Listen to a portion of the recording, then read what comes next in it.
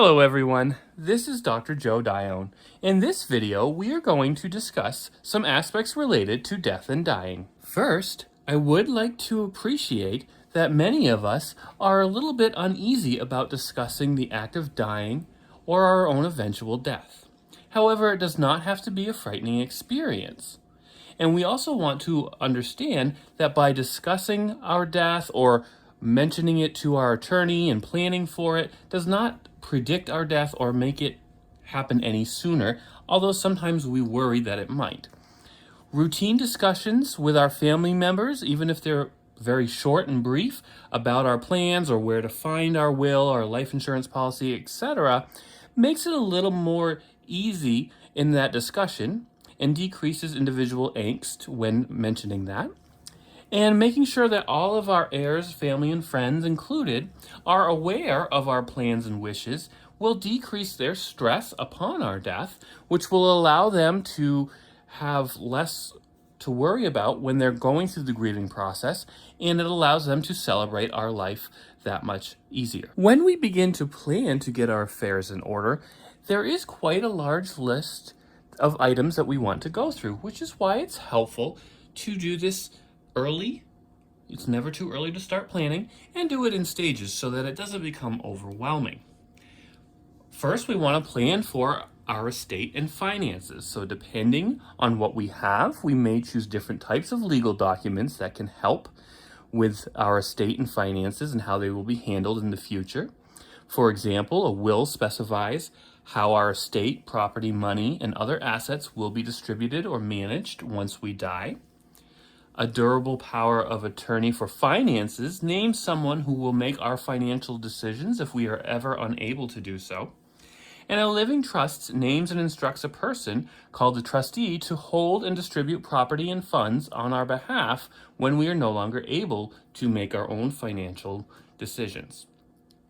Planning for our future healthcare is also very important, and many people choose to prepare advance directives, which are legal documents that provide instructions for medical care and how they will go into effect if we are no longer able to communicate on our own due to disease or severe injury. One of these is a living will, which tells doctors how you want to be treated if you can no longer make your own decisions in an emergency.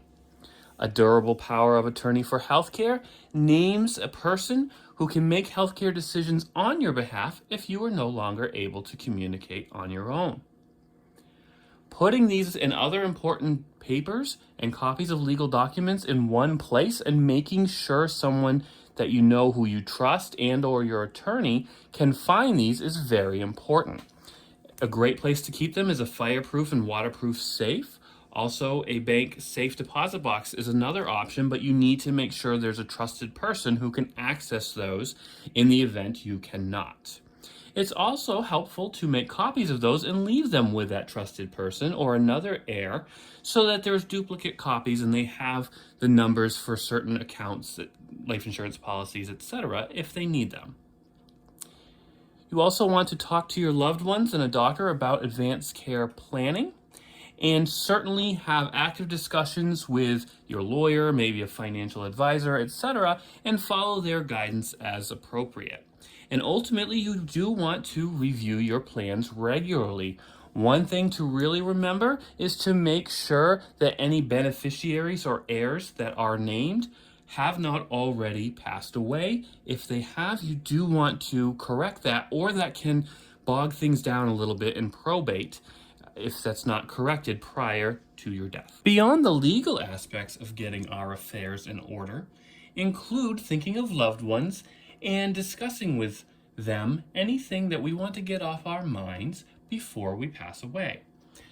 We can stay in contact with friends and family. We want to write letters to family and friends, possibly to open upon our death or a specific date, such as perhaps if a child or grandchild has not graduated high school yet and there is a possibility we may pass away prior to that, we may want to write them a letter congratulating them on that and keeping it in a safe place for someone to give to them should we pass away before that date.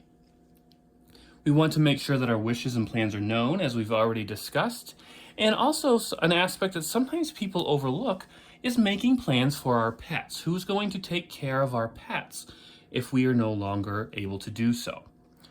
Also, forgiveness, asking for forgiveness or giving forgiveness to others can be something that we may want to think about and discuss, and we can do so with our religious members, and also may want to talk to our clergy about religious rites, etc., that we want to have, and possibly burial plans as well with a funeral home. Having these things in place can take the strain off of our loved ones as they're going through the grieving process and trying to celebrate our life. While it is important for all of us to plan what we want to have happen to our estate, etc., upon our death, or how we want our healthcare decisions to be made and financial decisions to be made should we get to a point we can no longer do so, often many people re-evaluate their situation if there is a diagnosis of a terminal disease. With that diagnosis, often we go through the grieving process just as we discussed in the last video, and eventually we want to accept assistance and support from family and friends. Oftentimes, we feel that we're being a burden, etc., if we ask for help. However, it's really a way to spend time with family and friends. And leaning on our healthcare team is very important too, making sure that the doctors and nurses understand anything that we are going through, especially if it's affecting us emotionally, and then they can bring in a psychologist or a social worker to help us and our family members work through the process of if there's hospice, etc. There's also often support groups that we can join and that our family members may also be able to join and help us as we prepare for the dying process.